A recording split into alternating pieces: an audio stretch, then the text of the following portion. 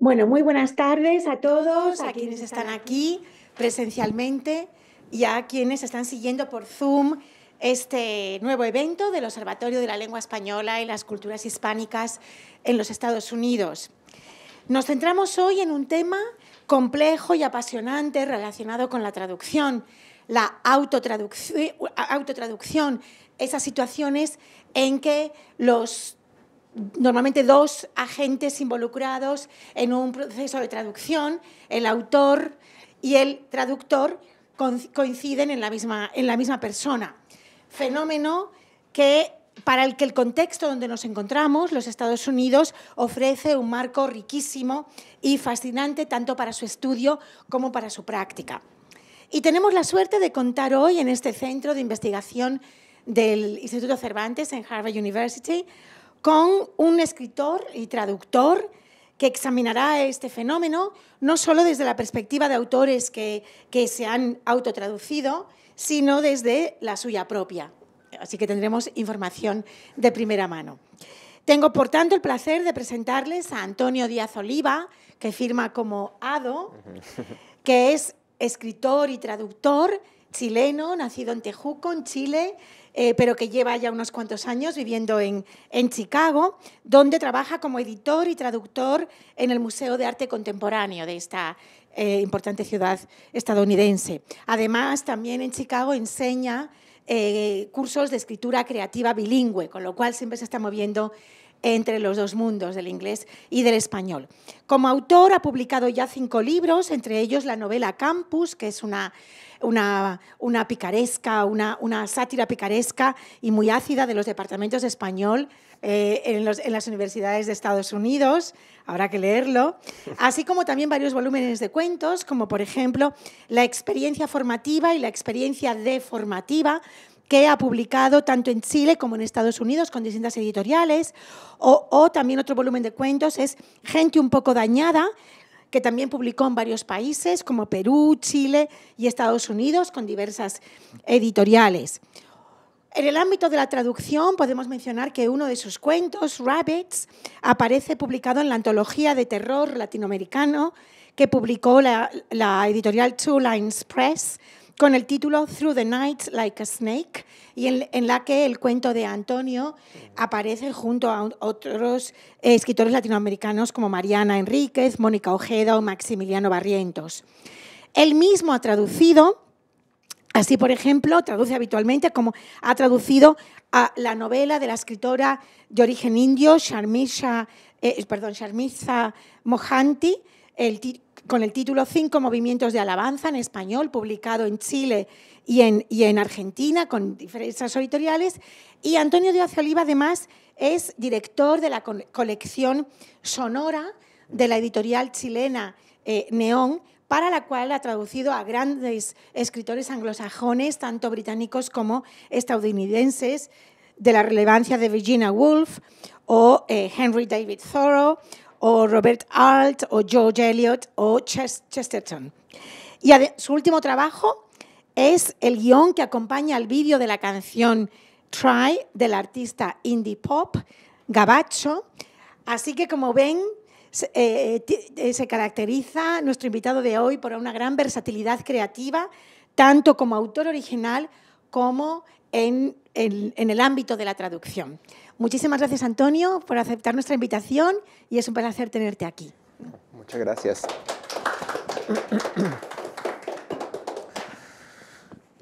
Muchas gracias, Marta, y a toda la gente del Cervantes acá en Harvard, a todos por venir también. Entonces, se ve, ok. Entonces, voy a leerles unas notas y, como les llamo yo, disquisiciones, ¿no? Esto es parte de un proyecto que está en progreso, ¿no? Ya haciendo un juego con la autotraducción, ¿no? Un work in progress. El título de la conferencia es Maldición eterna a quien traiciona su lengua. Manuel Puig se autotraduce en Nueva York. Esto es parte de un libro que estoy escribiendo en estos momentos, donde exploro el paso de 6 escritores latinoamericanos por Estados Unidos. Entonces, por ejemplo, tengo una crónica de José Donoso, el escritor chileno, que él hizo su educación en Princeton, ¿no? Entonces, él escribió en inglés antes de volverse un escritor conocido. Otra crónica es sobre justamente Manuel Puig, el escritor argentino, que él escribe una novela en inglés y se autotraduce al español, lo cual es muy raro, ¿no? También hay otra crónica sobre Clarice Lispector, que vivió 6 años en Washington, D.C., en un suburbio, y estaba con depresión, entonces tiene que ver también con su obra, ¿no? Entonces, lo que voy a leer ahora, estas notas, tienen que ver con este proyecto que está en progreso, y es muy interesante para mí estar en este observatorio de la traducción, porque el boom, el movimiento de escritores latinoamericanos, donde está García Márquez, Vargas Llosa, es un movimiento que no se puede pensar sin la traducción, ¿no?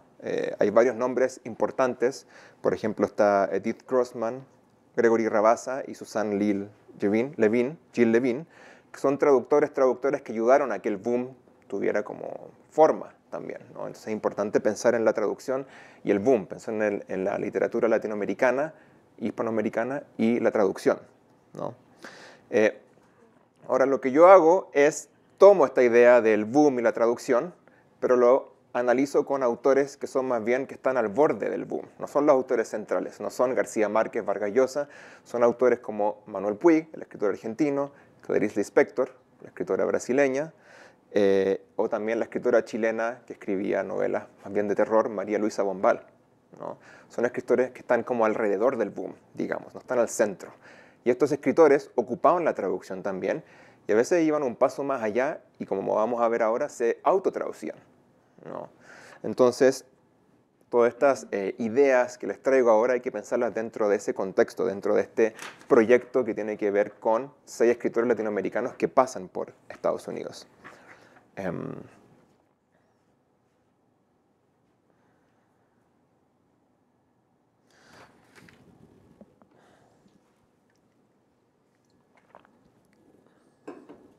Bueno, solo brevemente, para los que no sepan, Manuel Puig es un escritor argentino, vivió la mayor parte de su vida fuera de Argentina.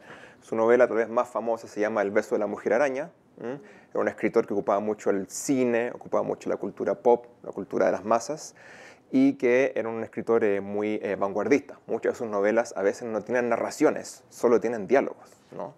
Que es el caso justamente de Maldición Eterna, a quien lee estas páginas. 1. El nadador.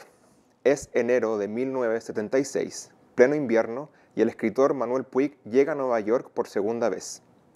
El argentino ya había vivido en los 70 en aquella ciudad y ahora regresaba vía Ciudad de México, donde pasó 2 años, su primera parada luego de exiliarse de Argentina. Su novela de Buenos Aires, Affair, había sido considerada pornográfica en Argentina y por eso recibió, vía telefónica, una amenaza de muerte por parte del grupo parapolicial AAA. El entonces autor de 4 novelas, incluyendo la recién publicada, pero no todavía canónica, El beso de la mujer araña, llegó a Estados Unidos sin tener los papeles, un lugar donde quedarse, y además, a primeras, se dio cuenta de que esta era una ciudad distinta a la de los años 60, cuando por primera vez vivió ahí. Y aquí dice Puig, una Nueva York menos acogedora que antes. Llegué a una ciudad derrotada y a eso se sumaban mis problemas personales. Así, ese año, 1976, sería un año espantoso, según Puig. Y una de las pocas cosas que lo salvaría de aquel año espantoso sería nadar. Manuel Puig encontraría un refugio cada mañana en una piscina en el barrio West Village. Al ser una piscina pública, el escritor de a poco se encontraría e interesaría en la diversa fauna urbana que esta Babilonia llamada Nueva York puede ofrecer. Uno de los narradores frecuentes era un hombre en forma, bien leído, curioso y un poco cabizbajo. Hoy, si uno revisa las cartas y archivos de Puig, este hombre es mencionado un par de veces, mas no tanto su nombre. En una entrevista, de hecho, Puig lo tilda como el personaje. Pues bien, el personaje era un estadounidense de 30 y algo años, con un doctorado en sociología, y quien había perdido su profesorado, el dichoso tenure track, por razones, al parecer, políticas. Por el momento, el personaje sobrevivía como part-time en la Universidad de Nueva York. Además de eso, estaba divorciado y sufría depresión. Y tal como Puig, nadar era su terapia. Ahora, una nota al pie. Ya que estamos hablando de Manuel Puig, un autor que leía a través del cine, digamos, me interesa buscar un referente cinematográfico para imaginar a este personaje. ¿no? Entonces, este personaje podría ser Nueva York, a la cual llegó Manuel Puig en los años 70, ¿no? Este personaje podría ser como Burt Lancaster en El nadador, la adaptación del hermoso cuento de John Cheever, donde un hombre se pasa el día visitando a sus vecinos, nadando en las piscinas de las casas suburbiales de estos, deprimiéndose cada vez más, evitando los recuerdos del pasado y los problemas enfrentados durante su vida. Entonces, imaginemos este personaje que inspira a Puig como un poco como este personaje que también viene de la ficción. De esa forma, lo que al principio fueron un par de intercambios casuales a la pasada entre Manuel Puig y el personaje, ya hacia octubre de 1977 se convirtieron en un par de almuerzos informales donde hablaban de libros, películas y política. El personaje le confesó a Puig que quería ser escritor y además, como buen gringo progre, le interesaba saber sobre la situación en América Latina. Luego de varios encuentros distendidos, Puig apareció un día con una propuesta: dinero. Le ofreció dinero a este personaje, si es que éste lo dejaba grabar las conversaciones para usarlas en un proyecto literario. En palabras de Puig, abro comillas, le pedí permiso al personaje ese para tomarle notas sobre su vida. Tomé como 200 páginas de notas en inglés y ahora estoy tratando de resolver esa cuestión. El personaje accedió, en parte porque necesitaba el dinero, pero asimismo ya que le gustaba la idea de ayudar a un escritor exiliado. Así, eventualmente esa cuestión, que dice Puig, sería resuelta y se convertiría en la primera y única novela que Puig escribió y publicó en inglés, Maldición Eterna a quien lea estas páginas. Esta, sin duda, es su novela más neoyorquina y setentera, una que nace a partir de las notas de la vida del personaje en inglés y que luego se convierten en algo nuevo, un documental falso literario o un montaje de entrevistas y, más importante, en su primera novela que él mismo se autotraduce. Maldición Eterna a quien lea estas páginas, que tiene la Nueva York de los años 70 de fondo, es básicamente un largo diálogo entre dos personajes. La novela es súper simple. Está el cuidador, un joven estadounidense desempleado, Larry John, y por otra parte está un viejo argentino exiliado en silla de ruedas, el señor Ramírez. El primero, Larry John, es un profesor de historia estadounidense de 36 años que se ha divorciado y no puede olvidar a su exmujer. El segundo, el señor Ramírez, es un escritor argentino, expreso político, que tras una terrible tragedia no puede, y en parte no desea, recordar lo que vivió en Argentina. De esa forma, en las primeras páginas los vemos dialogar y caminar alrededor de Washington Park, que es este parque en Nueva York, uno de los centros neurálgicos de esta ciudad, la cual, tal como los malditos personajes de esta novela, estaba entrando en los 70 también en su década maldita. Número 2. Autotraductores, autotraditores.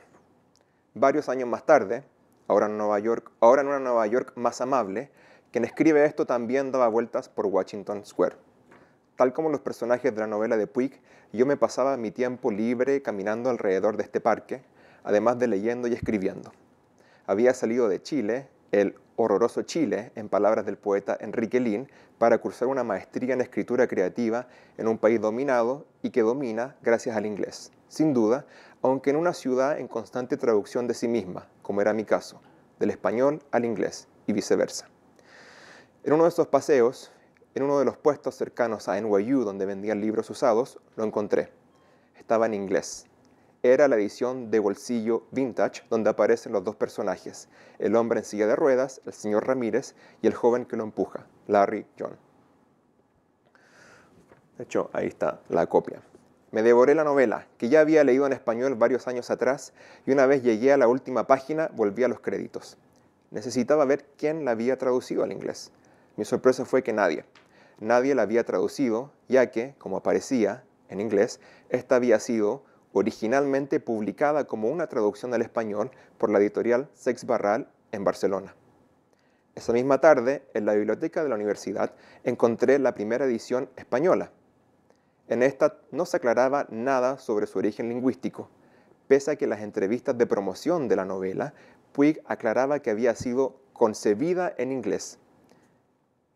De hecho, Según el mismo autor, el personaje que inspiró la novela habló casi con las mismas palabras que aparecen en la novela. Y el lenguaje del viejo argentino es mi lenguaje, dice Puig. Es mi inglés, un inglés de extranjero. Este fue mi primer encuentro con ese concepto, la autotraducción. Al hojear la versión estadounidense y la española de esta novela, me aparecieron una serie de preguntas. ¿Qué es la autotraducción? ¿Quiénes la han hecho y por qué? ¿Quiénes la han hecho en América, la Hispanoamérica y la Angloamérica y por qué?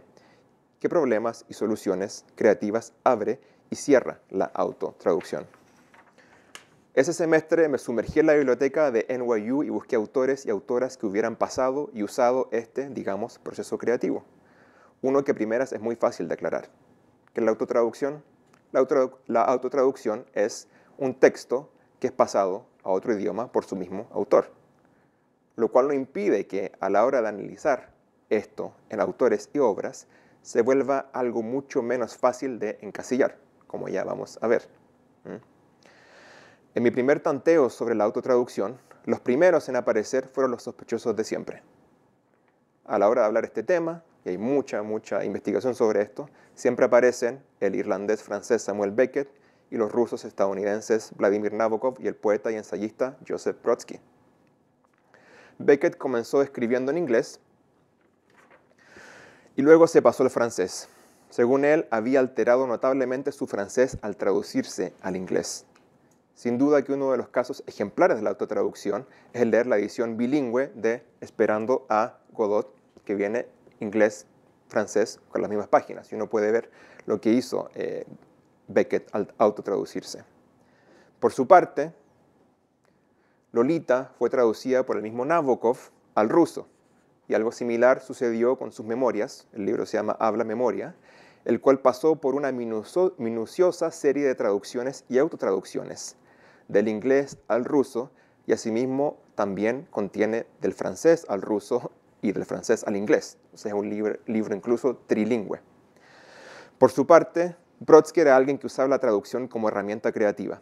Sus poemas eran traducidos de un idioma a otro y por eso mismo a veces se volvían en variaciones de un mismo texto.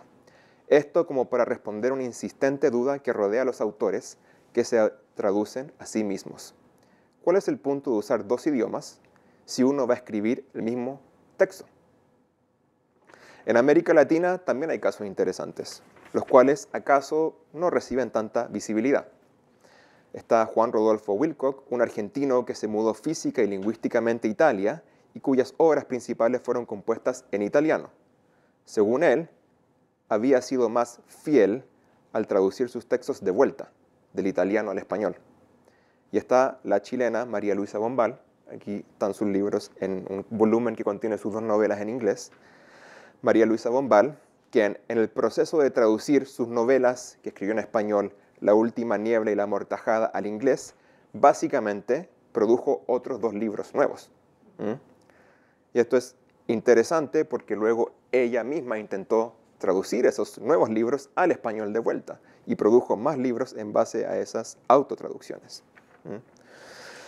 A eso habría que agregarle una larga lista de autores de los pueblos indígenas originarios, quienes desde los tiempos de la colonia usaron no solo la traducción, sino la autotraducción como herramienta de liberación. Y acá abro otro paréntesis breve. Como sabemos, la traducción es una cuestión de poder. Los que tienen acceso a una lengua pueden de alguna forma controlar vía esa lengua. Entonces, si pensamos en la autotraducción como una nueva subárea de estudio, tal vez no tan nueva, la cual se inscribe dentro de los Translation Studies, ¿por qué no se menciona demasiado a figuras como la Malinche, sino siempre a escritores más o menos europeos como Nabokov o Beckett?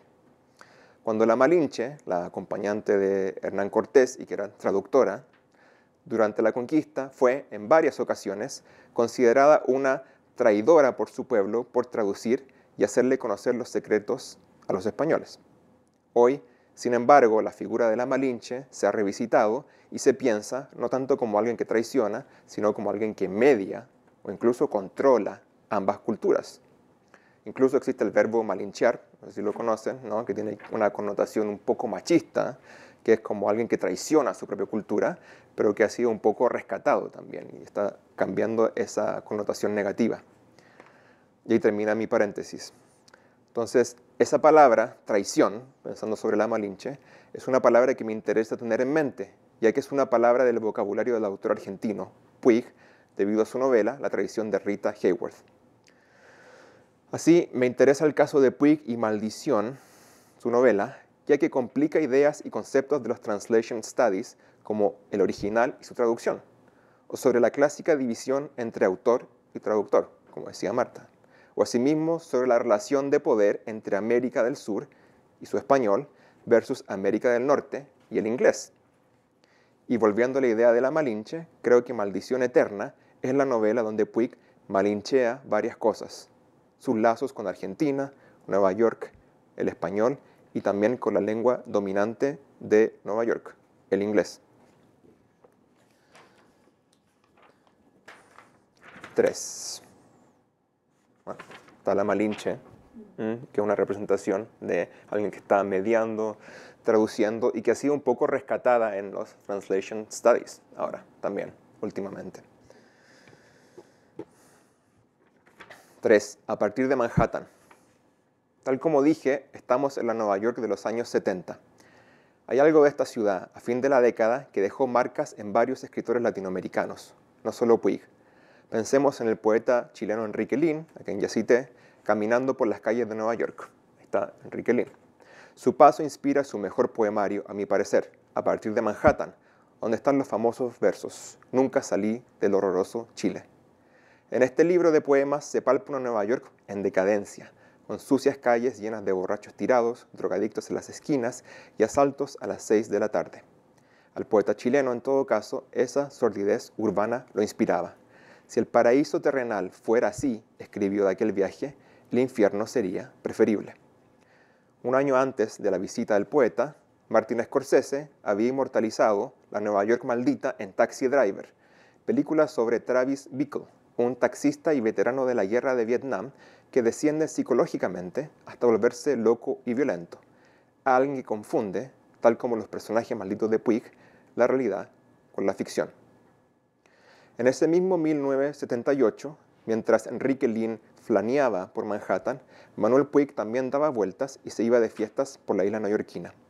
El autor argentino, en una de sus crónicas sobre la ciudad, se quejaba de lo insular que significaba ser un autor latinoamericano en tierra anglo. ¿Y qué es fracasar en Nueva York?, se pregunta Puig. No poder comprar todo lo que la publicidad impone con arte insuperado. Cierre de comillas. No era el primero ni el último. Por esos mismos años, Reinaldo Arenas, el escritor cubano, llegaría a Nueva York y de hecho moriría ahí mismo, culpa del SIDA. Manhattan, dice Arenas, es una de las pocas ciudades del mundo donde resulta imposible arraigarse a un recuerdo o tener un pasado. En un sitio donde todo está en constante derrumbe y remodelación. ¿Qué se puede recordar?, dice Arenas. Tanto Puig como Arenas son dos escritores latinoamericanos que, a diferencia de Lihn, sí salieron de sus horrorosos países y quienes cayeron en Nueva York, una ciudad llena de latinos, distintos tipos de español y culturalmente efervescente, sí, pero en la cual, en medio de multitudes de gente, la soledad y el aislamiento se intensifican. Eso sucede con los personajes de Eterna Maldición. Tal como le dice Larry al señor Ramírez, no se olvide que no está en su país, con todo ese alboroto. Usted está en Nueva York. No es muy seguro acá. ¿Pero a quién le importamos, usted o yo? Pues bien, con esa Nueva York de fondo y con ese sentimiento de desplazamiento que la ciudad y el vivir en Estados Unidos causa a los escritores latinoamericanos, Manuel Puig graba conversaciones en inglés de este personaje y las convierte en un diálogo entre un padre y un hijo. En rigor, no son padre e hijo. Larry y el señor Ramírez no lo son, sino que son un anciano en una silla de ruedas y la persona que lo pasea todos los días. Sin embargo, representan eso, un poco, un padre y un hijo. Y los mismos personajes, de hecho, juegan a ser padre e hijo en varios pasajes del libro. Una lectura paralela de Eternal Curse of the Reader of These Pages, la versión en inglés, al lado de Maldición Eterna, la versión en español, deja claro que Puig no tanto usó la autotraducción, sino que se dejó llevar por esta. De hecho, Puig nunca menciona, en todas sus cartas o crónicas, nunca menciona la autotraducción. Yo creo que no estaba, el término, la palabra no estaba disponible para él en ese entonces. Lo que Puig sí menciona es la transcripción de esas entrevistas. Y abro comillas. Todo ese material fue recogido en inglés. Ese material son las entrevistas con el personaje. Todo ese material fue recogido en inglés y yo no me sentía capaz de tocar una sola línea de nuestro diálogo transcrito ya en la máquina. Nunca usamos grabadora. El personaje estaba sentado al lado mío y yo tomaba nota a máquina de lo que íbamos diciendo. Cierre comillas. Hay una tensión en esta novela que acaso proviene de la forma en que nació. Rápidamente, en esas sesiones de entrevistas y transcripciones, Manuel Puig se dio cuenta de que el personaje quería ser Puig. Y Puig, a su vez, fantaseaba con ser el personaje, más joven, guapo y ciudadano gringo. No tenía ninguno de mis problemas, dijo Puig, refiriéndose a ser buscado por un gobierno dictatorial. Comillas, yo quería ser él y él, a su vez, quería ser yo. Conseguí que se abriera emocionalmente hasta decirme que odiaba a Estados Unidos, que quería hablar inglés con acento, que quería ser marxista y ser escritor. Cierre comillas. Entonces, el personaje se vuelve en los ojos de Puig un vehículo para algo más, porque este personaje lo tenía todo, pero espiritualmente nada, tal como el sueño americano, según Puig, especialmente en los 70, la resaca de los 70. Hay varias cosas interesantes en cuanto a la autotraducción en esta novela. Lo primero es que Puig, digamos, traiciona el español argentino, su español natal, digamos, el cual casi no existe en la versión en español de este libro, por lo menos si se compara con sus primeras novelas, La traición de Rita Hayworth y Boquitas Pintadas. En estas se exuda argentinidad. Digo que casi no existe porque hay pistas acá y allá en esta novela de que Puig viene de ese español. Por ejemplo, en un momento, Larry, el personaje estadounidense en silla de ruedas, dice, déjese de berrear. Y más adelante, ¿a qué me viene con tanta pavada? Cabe preguntarse si Puig dejó estas pocas marcas de argentinidad como para justamente aumentar su ausencia, como para responderle a esos que piensan, ya que es un escritor argentino, ¿no debería traducirse a sí mismo a un español argentino? Esto me lleva a un segundo punto, el que Puig use el lenguaje de la traducción, es decir, de los subtítulos de películas. Es más, puede que Maldición Eterna sea lo más parecido a leer una película subtitulada al español. Por ejemplo, esto se puede ver en el uso de un drama forzado, en frases como calmarme un bledo o ¿le sería posible explicarme lo que se siente en el miembro en esos momentos? Muchas de esas frases suenan justamente a películas subtituladas. Y está, en la novela, la traducción al español, una de las más llamativas. La frase dice, aquí la gente se pone las manos en la cabeza. Eso dice en español. Mientras que en inglés la frase es people bitch. Tal como en las películas, el lenguaje en Maldición Eterna no es lo que debería ser. El español no suena a español, ni el inglés suena a inglés. Es, justamente, el lenguaje de los subtítulos.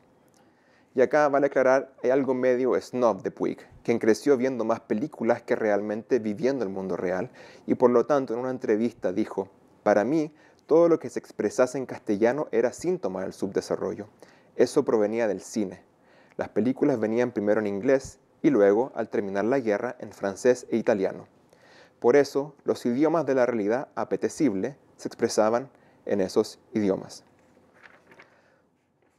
Un último punto interesante de la autotraducción de Maldición Eterna del inglés al español tiene que ver con la forma en que se leen los idiomas dependiendo de qué idioma se lee, dependiendo de si se leen en español o en inglés.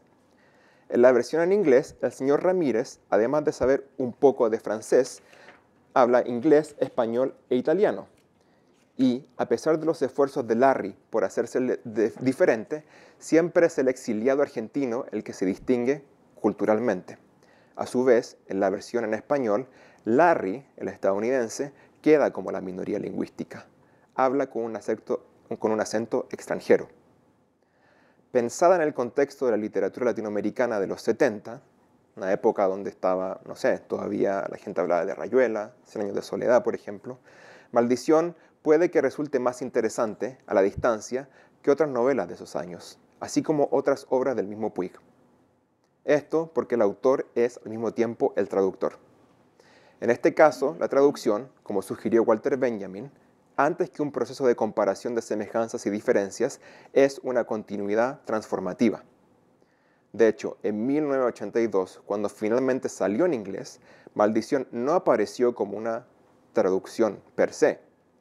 Esta versión, la que apareció en Estados Unidos, es la suma del original en inglés más las notas que surgieron a partir de la propia traducción al español de Puig, es decir, un total palimpsesto literario. De esa forma, inglés y español dialogan entre sí a lo largo de Maldición Eterna, al igual que Larry y el señor Ramírez, sus personajes, quienes dialogan entre sí y entre idiomas. Y lo mismo en las Américas, la del sur, esa que predominantemente habla español, y la del norte, esa que es conocida mundialmente por ser habla inglesa. 4. Traduciéndome a mí mismo y a los otros. Luego de 2 años en NYU, incluyendo uno en Nueva York, sobreviviendo gracias a todo tipo de labores literarias y periodísticas, incluyendo mucha traducción, seguí mi rumbo hacia Washington, D.C. En esa ciudad, entre otras cosas, enseñé una clase de escritura creativa en un departamento de español. Ahí, con 6 alumnas, algunas latinas de segunda o tercera generación, fue cuando se me volvió a aparecer la autotraducción. Mi primera intención era hacer una clase de escritura creativa en español, donde leeríamos los autores de siempre: García Márquez, Vargas Llosa, Bolaño, etc. Me di cuenta, eso sí, que en el alumnado había una mezcla lingüística interesante. Teníamos hablantes de herencia y además otros estudiantes para quienes el español era una segunda lengua sin conexiones, digamos, familiares o culturales. Así, incluí la autotraducción en esta clase. A veces les pedía un cuento breve en español y luego lo tenían que traducir al inglés, para a continuación escribir una breve reflexión sobre esos inesperados momentos de creatividad que surgían al hacer el trasvasije de un idioma al otro. Muchas veces las cosas más creativas venían de encuentros con los falsos amigos, como, comillas, me siento muy excitada, comillas, para decir I feel so excited. O el clásico How embarrassing, que una alumna autotradujo como qué embarazo. De esos, entre comillas, errores, nacieron cuentos y poemas y viñetas, los cuales yo les pedía que luego tradujeran al otro idioma. En las sesiones de críticas, por lo demás, hablábamos ambos idiomas. Y de hecho, hicimos lecturas comparativas en voz alta. Entre esas, justamente leímos esta novela de Puig en ambos idiomas. Y algo interesante de esto es que la novela de Puig solo hay hombres y en esta clase eran solo 6 alumnas. Entonces también fue una lectura donde también tradujimos un poco el género, ¿no? Fue en ese tiempo cuando me di cuenta de que la autotraducción, algo que no era frecuente en los herméticos departamentos de inglés, estaba, sin embargo, entrando a la discusión, más muy de a poco. La culpable, creo, era la escritora Jhumpa Lahiri, quien por lo demás es una de las escritoras que mejor ha narrado esta área. Con esta área me refiero a Cambridge, Boston. Lahiri, en un acto creativo, decidió escribir en italiano. En un mundo anglo totalmente monolingüe, su libro In altre parole, in other words, en otras palabras, fue una brisa de aire. En parte ya que la lección del italiano era totalmente caprichosa. En este libro, Lahiri habla sobre pasarse de a otro idioma y dice: si bien el deseo de aprender un nuevo idioma se considera admirable, incluso virtuoso, cuando se trata de escribir un nuevo idioma todo cambia. Algunos perciben este deseo como una transgresión, una traición, una desviación.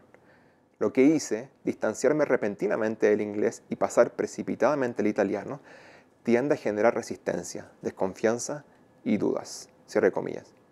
A la fecha, la obra de Lahiri en italiano se compone de una novela, un libro de cuentos, un libro de poesía en prosa, así como traducciones de un autor italiano al inglés y varios ensayos. En 2022, de hecho, publicó un libro de ensayos que de alguna manera cierra esta primera parte de su romance italiano.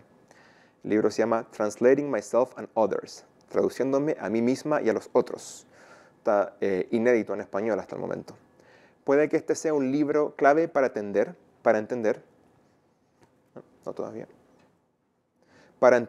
algo que, acaso por el mestizaje, en América Latina es más normal: la mezcla de lenguas, el choque de culturas, las diferentes formas de ser un latinoamericano. No así para el mundo anglo, donde el inglés, pese a no ser la lengua oficial, es el ingrediente final del llamado melting pot, algo que permea a todo y a todos.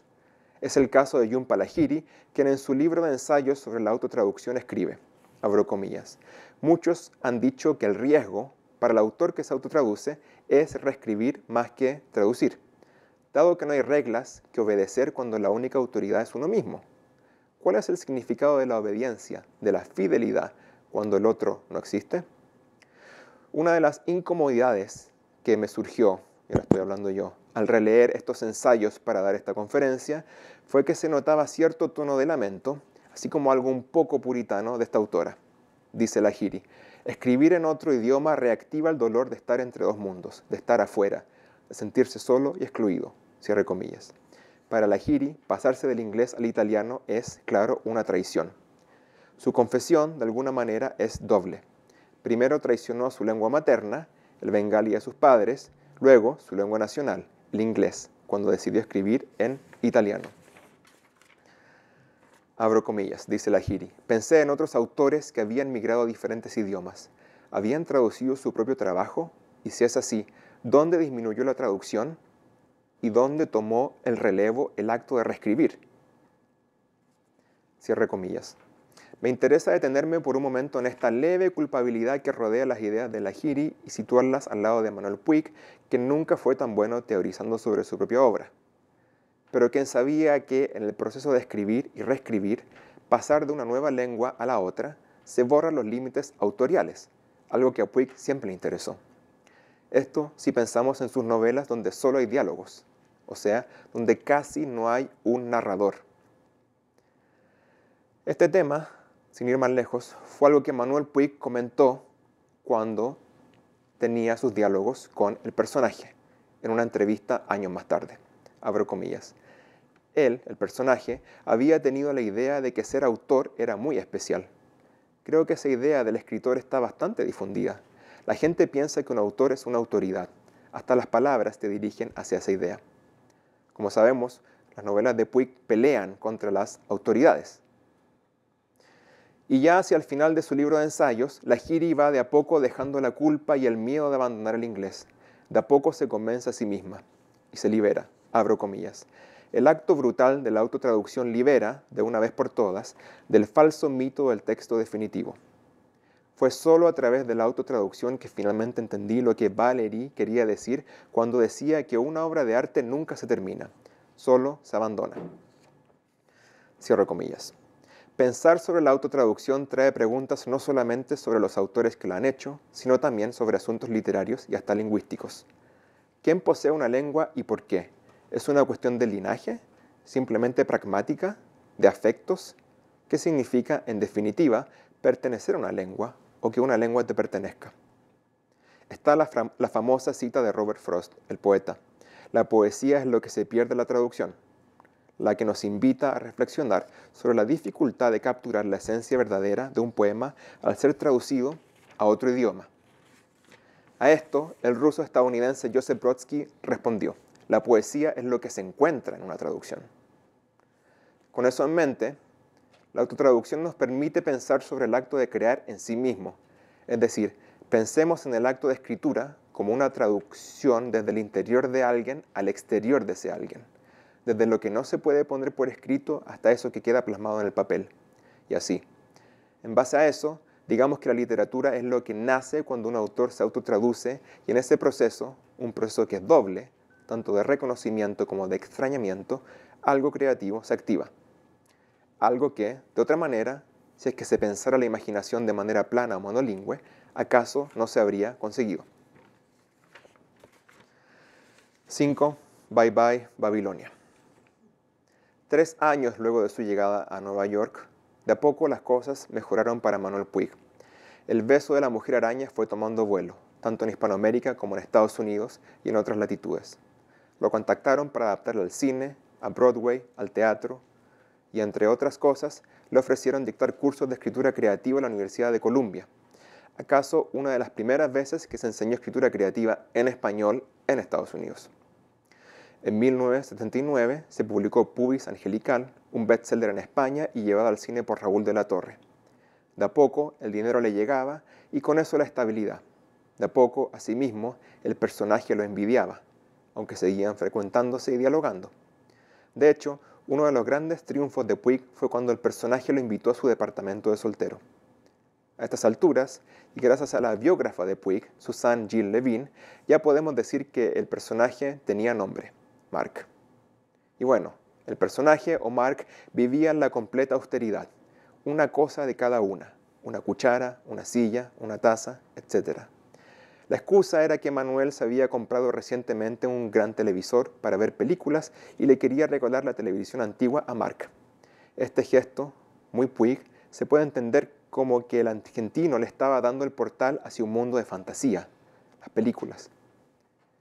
Sin embargo, asimismo Puig se dio cuenta de que Mark ya vivía la fantasía, pero una fantasía huraña, como una inercia que no le permitía ver a los demás, solo verse a sí mismo y culpar a su padre ausente y madre narcisista, lo cual Puig, por supuesto, incluyó en las páginas de Maldición Eterna. Entre las entrevistas y anécdotas sobre esta novela, el argentino no deja rastros sobre qué sucedió finalmente con Mark una vez se publicó el libro. Mark, como casi toda fuente original de una ficción, y más todavía de una ficción que se desdobla entre capas lingüísticas, se pierde. Abro comillas y aquí habla Manuel Puig. Al final, él me rechazó. Lo decepcioné porque no coincidía con la imagen de un autor y además me impresionaba que no se diera cuenta de lo inmensamente privilegiado que era, según Puig. Por su parte, según la biógrafa y traductora del argentino, Suzanne Jill Levin, abro comillas, las insinuaciones sexuales de Puig abrieron la puerta hacia espacios temerosos en cuanto a la sexualidad ambigua de Mark, cierre comillas. No se sabe, no hay rastros sobre el paradero de Mark. Y para Puig, además, hacia 1980, Nueva York ya no era una Babilonia soñada. Con la década acabándose y los estertores del VIH y el conservadurismo a la Reagan, Puig decidió emigrar hacia el sur. Luego de pensar si volver o no a México, incluso tantear Italia, finalmente se decidió por Brasil. Así, Puig deja Nueva York. Parte de su decisión viene por el aumento del crimen, el ritmo de la ciudad, pero de igual manera por el miedo a perder una de sus tantas lenguas, acaso la más importante, el español, la materna. Pese a idealizar el inglés por el cine, en Nueva York Puig entendió que ya no quería más con el inglés, solo, acaso, desde el otro lado de la pantalla. Finalmente se instalaría en Río de Janeiro, en el barrio de Leblon, donde, gracias al cambio monetario, podría vivir como realeza, con un auto, conductor privado y hasta pudiendo comprarle otro departamento a su mamá, el cual pagó en efectivo. Hacia 1981, ya en su departamento carioca, contrataría un par de trabajadores para que le hicieran arreglos. Uno de esos sería el albañil. De a poco Puig se interesó por este hombre. De esa forma, lo que al principio fueron un par de intercambios casuales, a la pasada, luego se tradujo en un par de almuerzos informales donde hablaban de la situación amorosa de el albañil.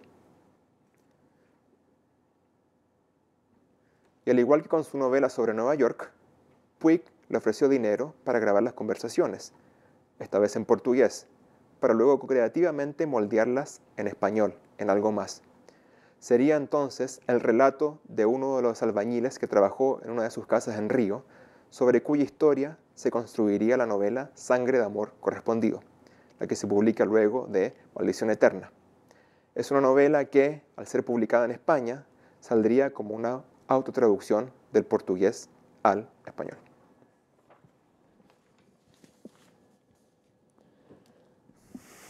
Eso es.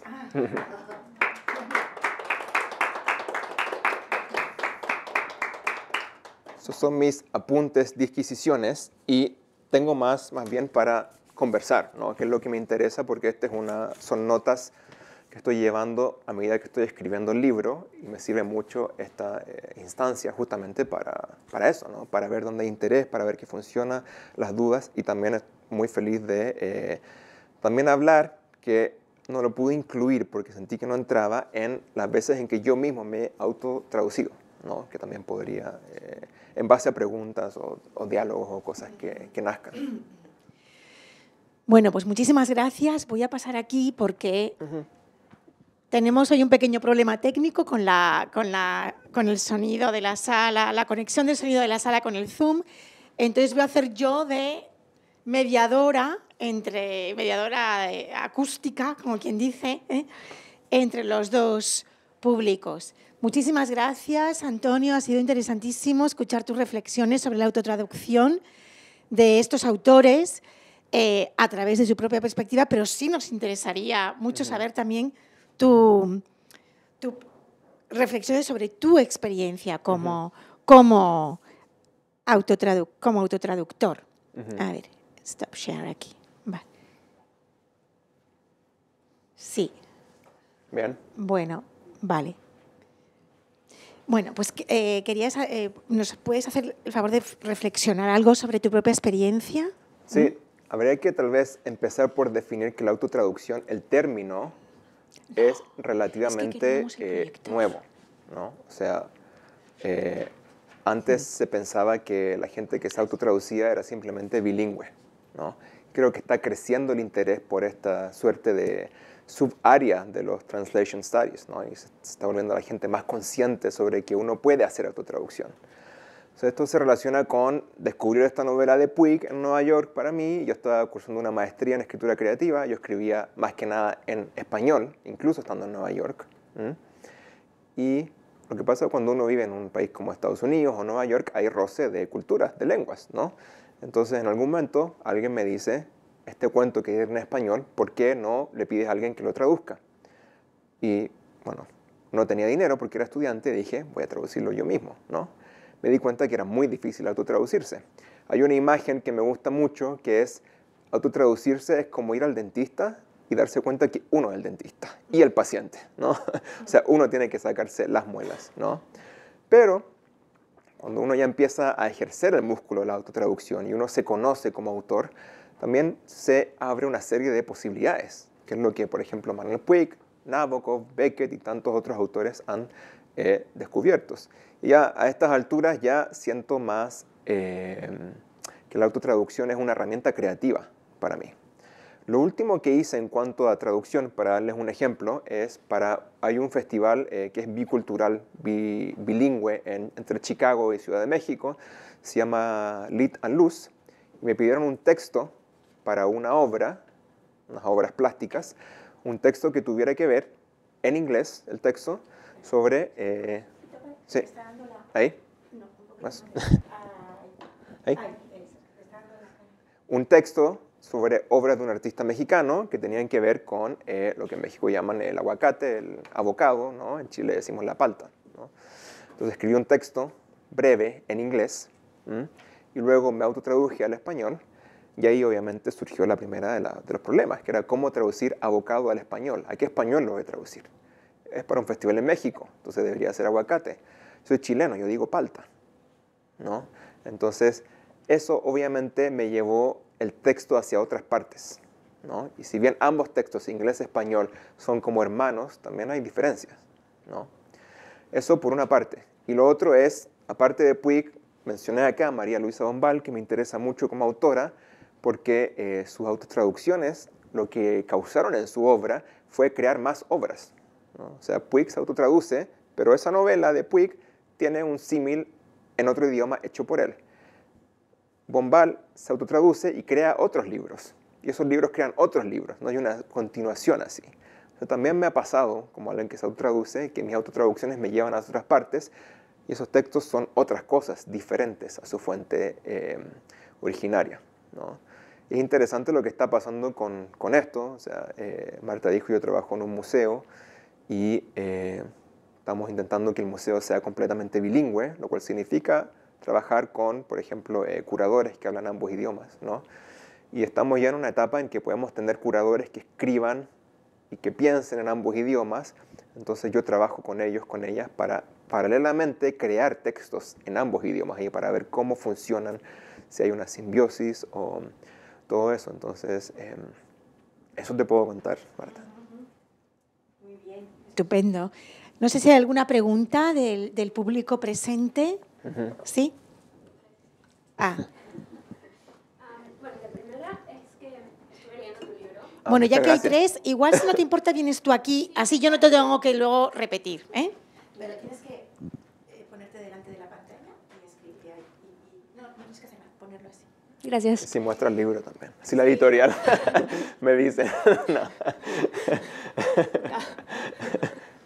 Bueno, estaba leyendo el libro y encontré una cita súper interesante que no la encuentro ahorita porque creo que no la resalté, pero dice algo así como que si no hablas acerca de política de tu país, el libro como que no tiene relevancia afuera, algo así. ¿Eso es algo que te ha pasado como una experiencia propia o es algo más de libro? Sí, a ambas.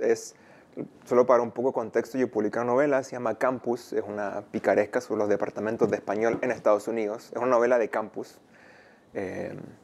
Hay muchos personajes que estudian, digamos, como traumas nacionales, ¿no? Entonces, por ejemplo, no sé, el investigador peruano estudia Sendero Luminoso, ¿no? El que estudia Chile estudia Pinochet, el que estudia España estudia la guerra civil y la posmemoria, ¿no? Está esta idea como que en el mercado académico, ¿no? Uno solo puede validarse si uno estudia eso, si uno estudia como la política de su país, ¿no? Que tiene que ver con la traducción. Uno llega a este país y uno tiene que traducir su propia cultura un poco, ¿no? Para la gente de Estados Unidos, porque todavía hay gente que no sabe, en mi caso, lo que significó, no sé, Pinochet y la democracia. Entonces, me pasaba mucho, o sea, por ejemplo, en Nueva York había, no sé, agentes literarios que me decían, tú tienes que escribir sobre esto porque tú eres esto, ¿no? Pero yo le decía, no, yo quiero escribir lo que yo quiero escribir porque me da la gana y porque creativamente me da ganas de ser así, ¿no? Y uniéndolo con Manuel Puig, me interesa mucho Puig. Puig escribe sobre temas como la dictadura, la tortura, cosas así, pero lo hace con una libertad y cambia la forma. Entonces, sí, es uno de los como pesos que uno tiene al ser latinoamericano y venir para acá, ¿no? Que siempre te empiezan un poco a hacer como preguntas. Uno se vuelve embajador de alguna manera, ¿no? Y como que tiene que estar en esa, ¿no? Bueno, la segunda es, ¿qué haces con los, no sé cómo se dice en español, si alguien me puede ayudar, pero los nuances del... Las utilidades, matices. Sí, eso, porque por ejemplo, con lo de la palta, ¿no? Yo estaba pensando en otra cosa como la jerga, por ejemplo. ¿Qué se hace con la jerga? O sea, si dices algo como, ni siquiera jerga, como tú dices en tu libro, weón. Sí. ¿Cómo traduces eso? No, es muy difícil. Y algo que me gusta mucho de esta novela de Puig es que a veces se le sale el argentinismo y a veces no. A veces es un idioma muy, como digo, de subtítulo, ¿no? Ahí, por ejemplo, en este texto que traduje al español y que dije, voy a ocupar aguacate o palta, finalmente ocupé ambas palabras y hice un juego lingüístico en la versión española en referencia a eso, ¿no? Porque creo que algo que nos une al ser latinoamericanos, hispanoamericanos en Estados Unidos, es que nos damos cuenta de que lo que nos une son nuestras diferencias, finalmente, ¿no?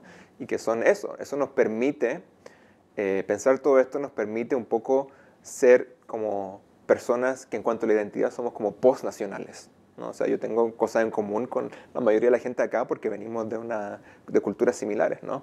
Entonces decir como, ¿cómo traduzco huevón al inglés? ¿No? Que me ha pasado, ¿no? Y es como, no puedo decir F-er, ¿no? No puede ser eso, ¿no? ¿Qué tiene que ser? ¿Cómo traducir algo así, ¿no? Y eso es lo interesante de la autotraducción. Uno sabe la intención que hay detrás de poner huevón, pero también uno sabe que la baraja de alternativas en inglés puede que no alcance para justamente darle el matiz que uno quiere, ¿no? Con eso.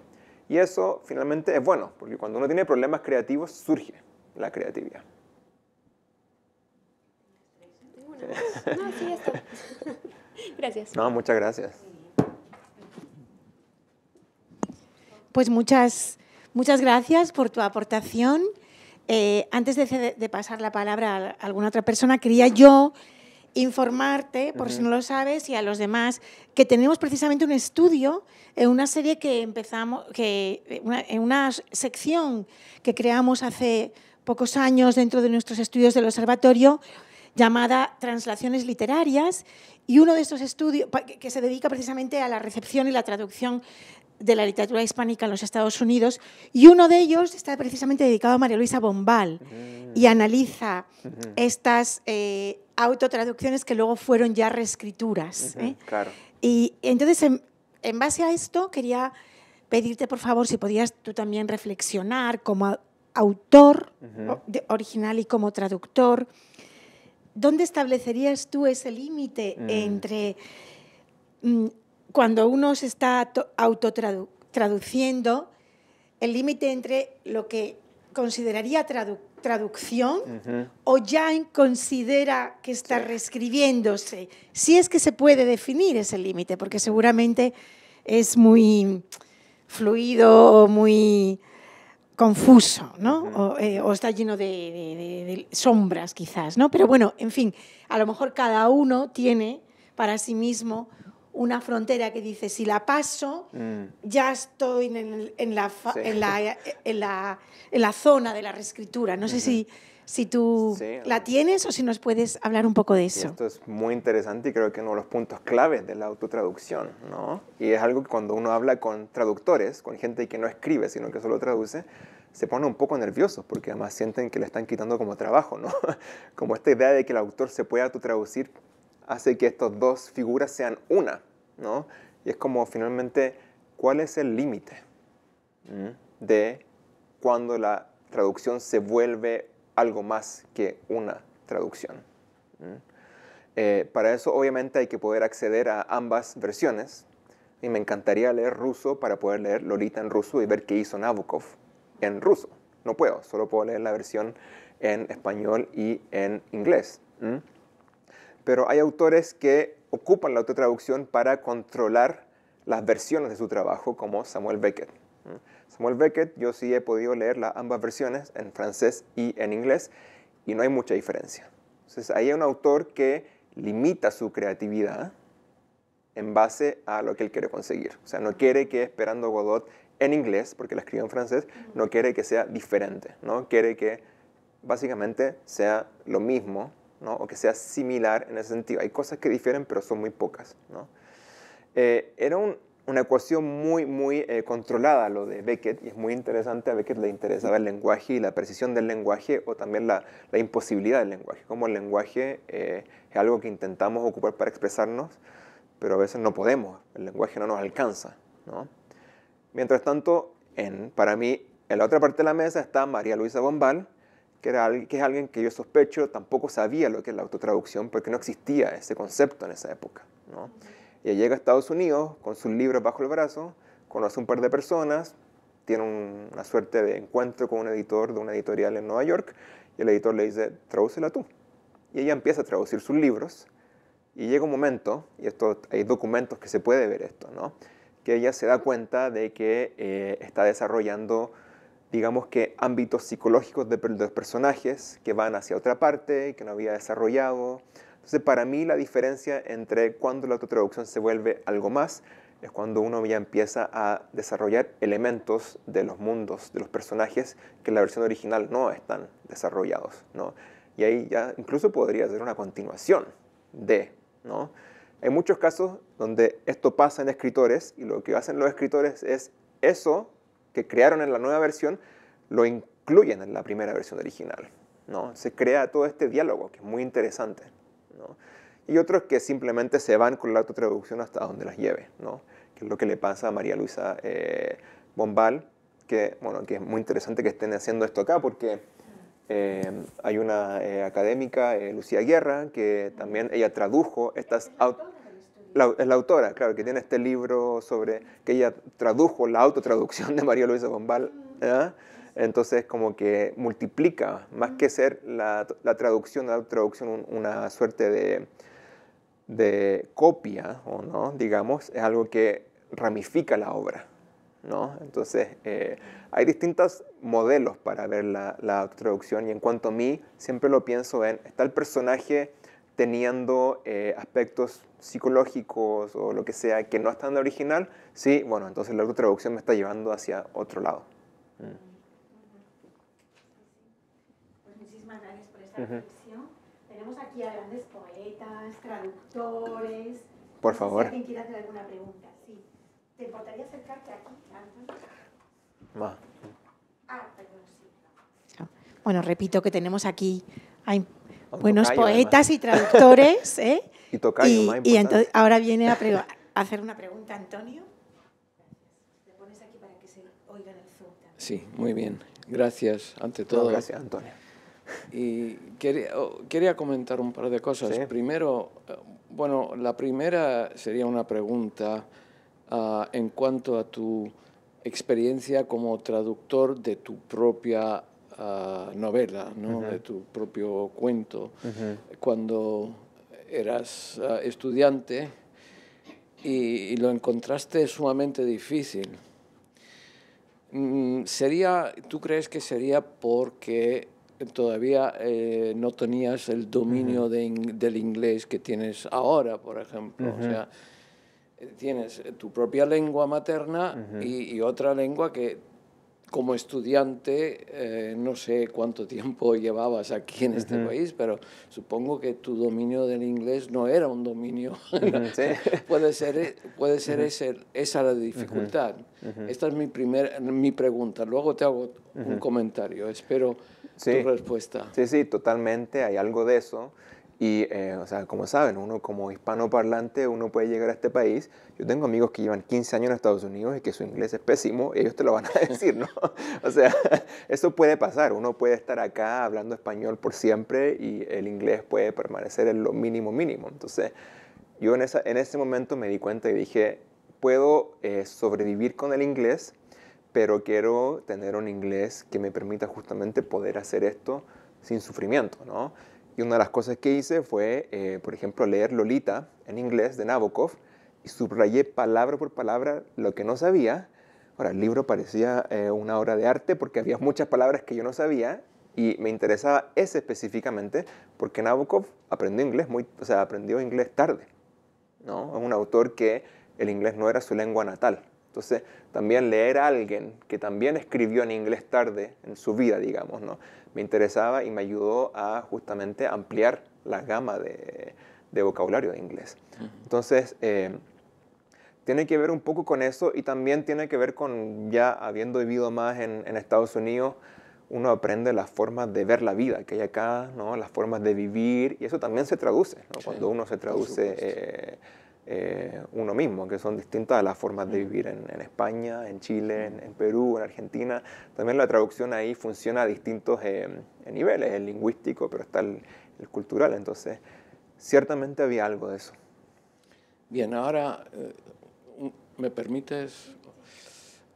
En cuanto a la traducción que se puede convertir en una nueva creación, tenemos que imaginar cualquier autor, tú mismo. Es distinto traducir un libro ya hecho, publicado, digamos, ¿no?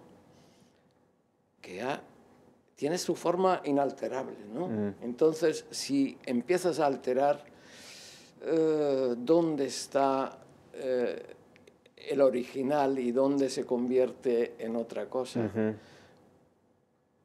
O un autor que está escribiendo en su lengua incluso algo completo, terminado, pero que no ha ido a la imprenta y que luego empieza a traducirse. Y al traducir ve que está cambiando cosas y eso para mí puede significar que al cambiar cosas puede cambiar el original. Sí. ¿No? Y entonces es como una doble creación, ¿no? Está recreando en la nueva lengua que le da ideas de cambiar el original, ¿no? Eso puede ocurrir, supongo, ¿no? Sí, ocurre y muestra lo inestable que es todo. Por ejemplo, estaba pensando en la última novela de García Márquez que acaba de salir, ¿no? Que es una versión que no sabemos si fue autorizada por García Márquez, ¿no? Es una versión que sacaron de un manuscrito que estaba por ahí. O pienso en el caso de Kafka, que se publicaron manuscritos, ¿no? Kafka, que a todo esto también era una persona que se autotraducía mucho, del alemán al hebreo también, ¿no? Entonces también está la idea de que el texto publicado es el texto definitivo, que es una idea que podemos cuestionar, ¿no? Y la autotraducción también pone énfasis en ese cuestionamiento de qué significa el texto definitivo, o simplemente estamos frente a versiones de una misma idea, ¿no? Obviamente no tengo la respuesta a eso, sino que al contrario, me parece fascinante de que exista esta misma idea de que haya versiones y que la autotraducción justamente lo que hace es pensar, yo no sé, puede que Lolita en ruso sea la versión definitiva de Lolita y no la versión en inglés, porque Nabokov lo que hizo fue regresar su novela a su idioma natal. Como yo no tengo acceso al ruso, no puedo saber. Lo que sí sé es que él se autotradujo al ruso y que luego en base a esa autotraducción cambió el manuscrito original en inglés, ¿no? Que es lo que estaba refiriendo, ¿no? Que como esa idea de ir y venir y cómo te afecta. Y lo otro, como esto la autotraducción es nuevo, si uno miramos hacia atrás lo que ha pasado, vamos a descubrir que hay muchos autores que lo han hecho. O sea, el caso de... Hace poco leí una investigación sobre Kafka, que Kafka había hecho mucha autotraducción de su obra porque se hablaba un idioma en su casa, pero afuera se hablaba checo y se hablaba alemán, ¿no? Entonces era una persona que vivía entre lenguas, ¿no? Y también, bueno, cuántas comunidades en América Latina y España que se hablan distintas lenguas y se cruza de lengua a lengua. Muchas gracias. Muchas gracias por las preguntas. Muchas gracias, Antonio. Como ven, es un tema fascinante porque y seguramente lleve a replantearse muchos conceptos también en la teoría de la traducción. Ya hace tiempo que sabemos en teoría de la traducción de que la traducción no es definitiva y que no hay un texto único ni una posibilidad única, la traducción. Pero quizás la autotraducción nos haga ver también replantearnos de qué es el texto de origen y su naturaleza definitiva o no, ¿verdad? Bueno, creo que hay alguna pregunta por Zoom. ¿Me las acercas? Y las leo yo para que las podamos... A ver. Muy bien. Silvia Testa dice, pensando en las diferencias de vocabulario entre los países de habla española, ¿hay algún proyecto para estandarizar el idioma? ¿Qué usan los medios virtuales, por ejemplo, Google? Sí, bueno. Por eso somos latinoamericanos y hispanoamericanos, porque nos gusta pelearnos cuando llega el lenguaje, ¿no? Creo que me pregunto si con la tecnología el lenguaje se estandariza o lo contrario, y no lo sé. O sea, yo creo que gracias a la tecnología yo he podido acceder a mucha jerga de países latinoamericanos que antes yo no... Y eso no creo que ayude a estandarizar la lengua, sino que al contrario, ¿no? Creo que ayuda a darnos cuenta de la riqueza de la lengua. Entonces, yo creo que no. Y obviamente una pregunta que ahora con la inteligencia artificial yo también me pregunto, ¿no? Si la inteligencia artificial, porque obviamente uno se mete a estas cosas de la inteligencia artificial y tú dices como, hazme una traducción de esto, y te la va a hacer, ¿no? Ahora, ¿a qué español te la va a hacer? Es otra pregunta, ¿no? Como si a través de esa inteligencia artificial se va a conseguir un español estándar o no. No tengo claridad en ese sentido.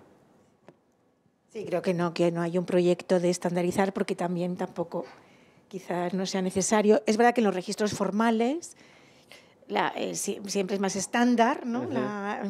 Son más comunes, hay muchas más zonas comunes que en los registros informales. Bueno, voy a leer la siguiente pregunta de Emily Homsberger, que dice, gracias, Ado, súper interesante.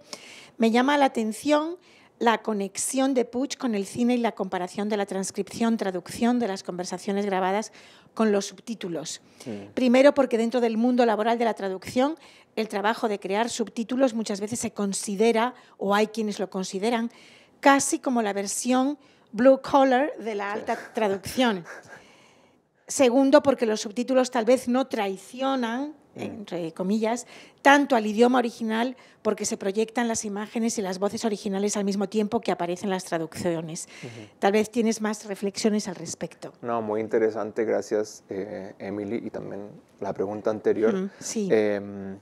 Porque a Puig le interesa mucho ese lenguaje bastardo, ¿no? Y esa traducción bastarda. Los subtítulos también son traducciones y puede que, no sé, traducir la película Kramer versus Kramer, ¿no? No sea tan respetado como traducir, no sé, una novela, ¿no? Pero puede que la película la vea más gente, ¿no? Entonces a Puig le interesaba mucho tomar esos lenguajes de las masas y ponerlos en el formato de la novela, que es supuestamente el formato de la alta cultura, ¿no? Abrir la puerta para que entraran todas esas lenguas. Y en la novela esta, Maldición, él juega con ese formato. O sea, hay partes del español que suenan como a las películas subtituladas, ¿no? Y yo en los 90 en Chile veía mucha televisión y veía películas subtituladas y de repente había subtítulos muy malos. O sea, yo recuerdo que habían cosas, jamás voy a olvidar, había una película que en un momento estaban peleando y uno le decía al otro, le decía, motherfucker. Y el subtítulo decía, madre foca. Y decía como, jamás se me va a olvidar eso. Y era como, ¿quién hizo esa traducción? ¿No?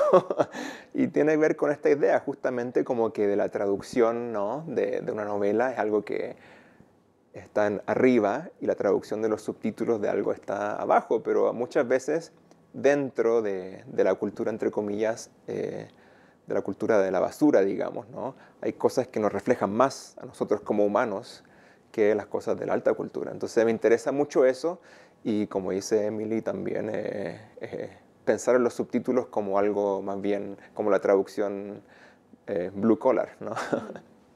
¿Quieres hacer alguna pregunta? ¿No? ¿No? Yo quería hacer una observación, preguntarte una reflexión de algo que me ha llamado la atención, de que varios de los autores que has mencionado, como Nabokov, como Samuel Beckett, o ahora creo que acabas de mencionar a alguien que se me acaba de ir de la cabeza, que curiosamente se han autotraducido, pero que primero se escribieron en la lengua que no era la suya materna.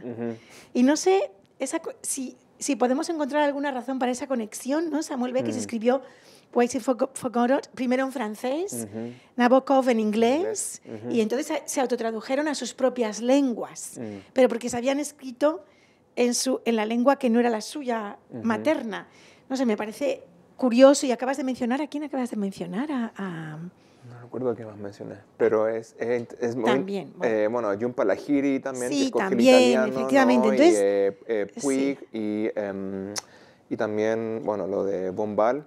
También hay un escritor argentino que se llamaba Coppi, no era su nombre, era su sobrenombre, que Coppi se fue a vivir a Francia y escribió todo en francés. Solo tiene una novela en español y todo el resto está en francés. Entonces está también ese modelo que es el escritor que coge otra lengua. Claro. Y que nunca se autotraduce a su lengua principal, ¿no? Pero sí, está esa pregunta de por qué estos autores escriben a partir de una lengua que no es la materna o no se autotraducen. Claro, ¿no? o eso, que si hay más, si lleva más a un autor a autotraducirse cuando la traducción implica el viaje a su propia lengua, o al revés, si impone más el autotraducirse a una lengua extranjera. No sé, es que también no es lo mismo, ¿no? No es lo mismo.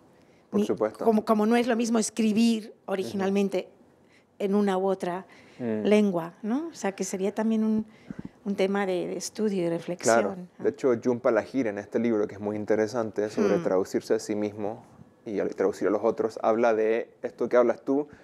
Dice que es como el regresar a casa, ¿no? Cuando escribes una novela en una lengua que no es supuestamente la tuya y luego la traduces a la tuya, estás como haciendo un regreso a casa, ¿no? O sea, es interesante pensarlo en esa manera.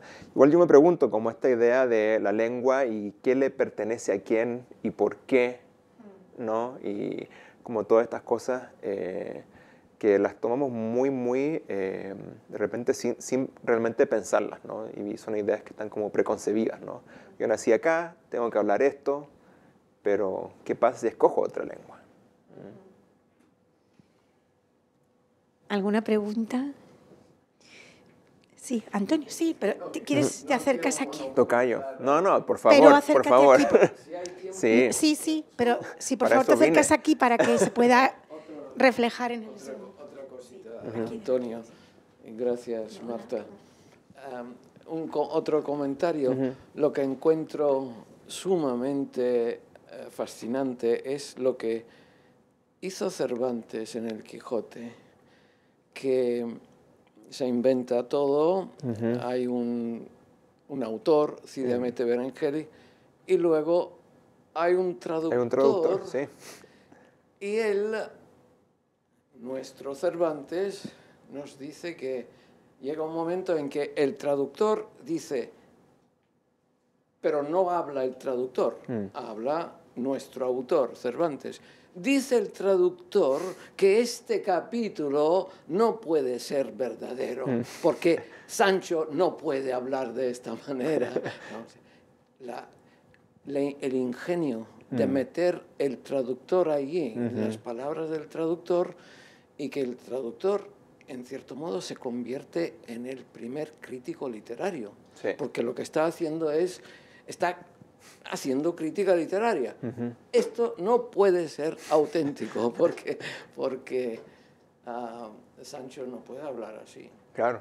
No, eso es muy interesante. Me parece fascinante este truco. Hay... Cuando uno analiza el Quijote desde los Translation Studies, obviamente es muy interesante porque, o sea, está la figura del traductor, ¿no? Ahí mismo. Y luego el Quijote se tradujo a diferentes idiomas y hay mucha gente que accedió al Quijote en traducción antes que en español y tuvo una influencia. Y lo que tú dices del traductor como alguien que ayuda a ver la obra de otra manera, me recuerda a lo que dice el escritor Ricardo Piglia, argentino, que decía que el escritor siempre es un poco ciego frente a su propia obra, entonces necesita que alguien lo ayude a ver sus propias palabras, y muchas veces es el traductor, ¿no? El traductor o la traducción son como una suerte de lentes que uno se pone para poder ver lo que uno ha escrito, ¿no? Y creo que ahí en el Quijote se hace un juego con eso, ¿no? Que el traductor diga como esto no puede haber sido. Todos sabemos que Cervantes es el mismo que está complicando las cosas. Bueno, si me permiten una última pregunta, si tú me permites, como mencionaste, aprovecho porque mencionaste tú mismo la cuestión compleja de las relaciones de poder, que es un factor muy importante en cualquier proceso de traducción. Entonces, ¿cómo verías ese tema, esa cuestión de las relaciones de poder en el fenómeno de la autotraducción, en comparación con procesos de traducción más ortodoxos, ¿no? Claro, como si dijese, claro. bueno, más habituales, ¿no? Sí. Sí. Bueno, por ejemplo, el caso de Nabokov y también de Puig son dos autores que controlaban todo, eran maniáticos, entonces tiene que ver por eso también, ¿no? Les gustaba saber qué iba a pasar con su obra. A mí me fascina leer las cartas de Manuel Puig porque le da instrucciones a los traductores en italiano, en francés, y a veces le revisa las traducciones y le dice como, la traducción de esto en francés no es buena porque quiero que esta palabra en francés tenga la misma cantidad de sílabas que en español. Pese a que no es la mejor traducción, pero quiere la misma cantidad de sílabas que en español, ¿no? Y Nabokov también era un tipo que controlaba mucho la traducción, ¿no? Entonces sí, hay también una cosa en estos casos de gente que no quiere dejar, ¿no?, que otra gente lea la obra de uno. A mí me gusta también trabajar, me autotraduzco, pero también he sido traducido y me encanta colaborar con traductores, ¿no? Porque justamente me dejan ver algo de mí mismo que yo no sabía, ¿no?